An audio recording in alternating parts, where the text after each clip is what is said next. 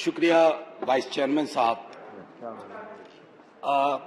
कोई भाषण की शक्ल में नहीं है, एक शोक संतप्त गणतंत्र के एक अदना नागरिक समझिए या एक जनप्रतिनिधि समझिए, उसकी ओर से कुछ बातें कही जा रही हैं। और सबसे पहले माफीनामा उन तमाम लोगों को जिनकी मौत को भी हम एक्नॉलेज नहीं कर रहे हैं, जो हम जान ही रहे हैं कि वो मारे गए। तो ये माफीनामा सर सिर्फ मेरा नहीं है। मैं इसलिए ये बात कह रहा हूं कि मई के महीने में मैंने 6 आर्टिकल लिखे, संसद चल नहीं रही थी, कहां अपनी शिकायत ले जाते, किससे कहते। मुझे भाजपा के मित्रों ने, कई साथियों ने कॉल किया, बधाई दी, मैं उनका भी एहतराम करता हूं और कहता हूं कि ये भरोसा इस सदन का है कि हम सबको एक साझा माफीनामा उन लोगों के नाम भेजना चाहिए जिनकी लाशें गंगा में तैर रही थी। किसी ने कह दिया ये, किसी ने कह दिया वो। सर दूसरी चीज, मैंने कल सेक्रेटरी जनरल साहब से बात करने की कोशिश की, बाकी जगह भी किसी 2 सत्र के बीच में सर 50 लोगों की ऑबिचुअरी आज तक कभी नहीं हुई संसदीय इतिहास में। राजीव सातव की उम्र थी जाने की इस दुनिया से। रघुनाथ महापात्रा जब मिलते थे गले लगाते थे, बोलते थे जय जगन्नाथ। अचानक में वो नहीं है। ये पीड़ा व्यक्तिगत है, आंकड़ा मैं नहीं कहना चाहता हूं, मेरा आंकड़ा, तुम्हारा आंकड़ा, अपनी पीड़ा में आंकड़ा ढूंढिए। एक व्यक्ति नहीं है इस देश में, इस सदन में, सदन के बाहर, उस सदन में जो ये कहे कि उसने किसी जानने वाले को ना खोया हो। सर पीड़ा कह सकता हूं। ऑक्सीजन के लिए लोग फोन करते थे, हम अरेंज नहीं कर पाते थे। लोग समझते हैं सांसद है, ऑक्सीजन पिछा देगा। 100 फोन में पूरे दिन में शाम को बैठ के देखते थे, सक्सेस रेट 2, सक्सेस रेट 3। हमको कौन सा आंकड़ा कोई बताएगा साहब? हमको नहीं चाहिए, किसी आंकड़े की बात नहीं करनी है। हमें देखना है कि जो लोग गए वो जिंदा दस्तावेज छोड़ के गए हैं हमारे फेलियर का। मैं आपकी बात नहीं कर रहा हूं साहब। आप कहिएगा 70 साल में कुछ नहीं हुआ, मैं उसमें जाना ही नहीं चाहता। ये कलेक्टिव फेलियर है 47 से लेकर अब तक की सारी सरकारों का। क्या बना दिया हमने? मुझे पता नहीं था कि अस्पताल और ऑक्सीजन का क्या रिश्ता होता है सर। ईमानदारी से कहता हूं, मैं मेडिकल बैकग्राउंड से नहीं आता हूं। सुबह से लोगों को दिखता था ऑक्सीजन ऑक्सीजन, रेमडेसिविर। मैं तो दवाइयों के नाम तक शुरू में सर प्रोनाउंसिएशन चेक किए कि कैसे उच्चारण करूंगा। ये हालत है। और तब हम आंकड़ों की बात कर रहे हैं, तब हम ये बात कर रहे हैं थैंक यू फलाना साहब, चिलाना साहब। सर मैं यहां से निकलता हूं, बहुत बड़ा विज्ञापन लगा हुआ है, मुफ्त वैक्सीन, मुफ्त राशन, मुफ्त इलाज। सर एक मिनट, मैंने किसी नहीं, please I don't want my time.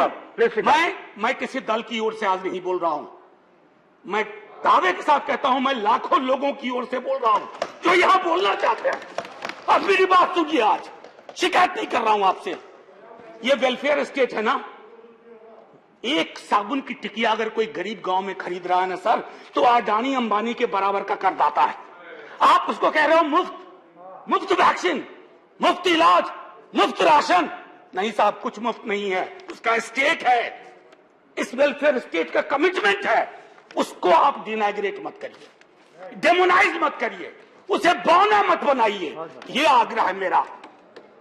Sir मैं इससे पहले की कुछ और बातें कहूं, मेरे पास अभी वक्त है।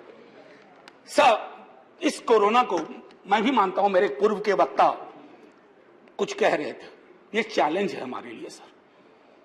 बहुत बड़ी बड़ी बातें नए कानून की हो रही है। राइट टू हेल्थ की बात क्यों नहीं करते हम लोग? राइट टू हेल्थ, स्वास्थ्य का अधिकार, उसमें कोई किंतु परंतु लेकिन परंच नहीं। सीधे तौर पे स्वास्थ्य का अधिकार constitutionally guaranteed, right to life के साथ लिंक करिए। किसी अस्पताल की मजाल नहीं होगी कि वो उस खिलवाड़ कर पाए उस राइट टू लाइफ का। करना नहीं चाहते। राइट टू वर्क, उस पर काम करिए। पॉपुलेशन को लेकर के बहुत बातें हो रही हैं साहब, डेमोग्राफी को, डेमोग्राफर्स को छोड़ दीजिए, बड़ा संश्लिष्ट विज्ञान है, लेकिन ये हम कर सकते हैं इस सदन और उस सदन में। Right to life, right to work पर लेजिस्लेशन लाइए ताकि कोई आपदा आए। अभी तो हमारे लीडर ऑफ हाउस नहीं है, नए बने हैं। उनसे मैं कहता, जब वो रेल मंत्री थे, हॉस्पिटैलिटी सेक्टर के लोगों को निकाल दिया गया इसी कोरोना काल में। मैंने लगातार आवाज उठाई, कोई सुनने वाला नहीं है सर, कोई नहीं सुन रहा। अगर आप सांसद की नहीं सुन रहे हैं तो जो छोटे अदना संविदा वाले नौकरी से निकाले गए उसकी कौन सुनेगा सर। एक और अद्भुत चीज हुई इसी कोरोना के दौरान, माननीय उपसभापति महोदय, जब हाहाकार मचा हुआ था हॉस्पिटल के लिए, आईसीयू बेड्स के लिए, दवाइयों के लिए, यह हाहाकार जब मचा हुआ था, उस दौर में सर कई चीजें हुई, जिसमें से एक जो महत्वपूर्ण चीज मैं जिसका जिक्र करूंगा, उस हाहाकार में सरकारें, मैं सिर्फ केंद्र को नहीं कह रहा हूं, कई राज्य सरकारें भी नदारद थी।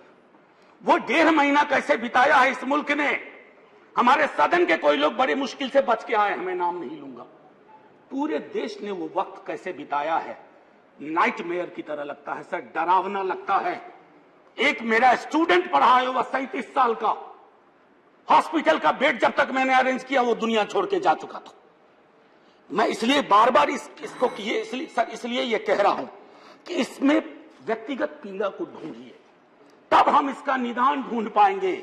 मेरी नाव तुम्हारी नाव, मेरा काल तुम्हारा काल, ये तो बहुत कुछ हुआ, इस भौकाल से आपको कुछ हासिल नहीं होगा। सर बस 1 मिनट और लूंगा, जो मैं कहना चाह रहा था। सर एक खत मैंने मृतात्माओं के नाम लिखा था, कुछ कर नहीं पा रहा था, बेबसी में एक खत लिखा, जो लोग इस दुनिया से चले गए, उसमें कुछ मैंने सलाह दी थी सर सरकार से।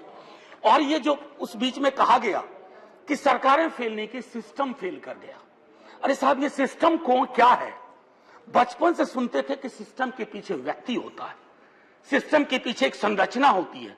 अगर वो सिस्टम फेल किया है, चाहे दिल्ली में या किसी गांव की गलियों में, तो वहां की सरकारें फेल की। सिस्टम का नाम इसे मत दीजिए, क्योंकि यही वो सिस्टम बनाते हैं। धन्यवाद। और आप बस आखिरी टिप्पणी करने दीजिए। प्रोफेसर धन्यवाद, आपको ज्यादा टाइम दे चुका हूं मैंने। सर बस 10 सेकंड लूंगा। आज जय हिंद बोलने में भी वो खुलूस नहीं आ रहा है जो आम दिनों में हुआ करता है। मैं सिर्फ इतना आपसे आपके माध्यम से कहना चाहता हूं, मैंने एक शिकायत नहीं की सर, किसी से नहीं। किससे शिकायत करेंगे? आहत हूं, जगाना चाहता हूं स्वयं को भी, आपको भी, क्योंकि अगर गंगा में तैरती लाशें, सर जिंदगी में डिग्निटी चाहिए, मौत में उससे बड़ी डिग्निटी चाहिए। हमने अनडिग्निफाइड डेथ को विटनेस किया है, और अगर हमने इसको दुरुस्त नहीं किया सर, आने वाली सदियां माफ नहीं करेगी। आप बड़े बड़े इश्तहार छपवाओ, अखबारों के 4 पन्ने रंग दो, फलाना थैंक यू सर, इतिहास को थैंक यू कहने का मौका मिलना चाहिए। धन्यवाद। जय हिंद सर। अगर मेरी बात से फिर भी किसी को कष्ट पहुंचाओ, मैं उन्हीं लाखों लोगों की धन्यवाद डेड बॉडी के बिहाफ पे आपसे माफी मांगता हूं। जय हिंद।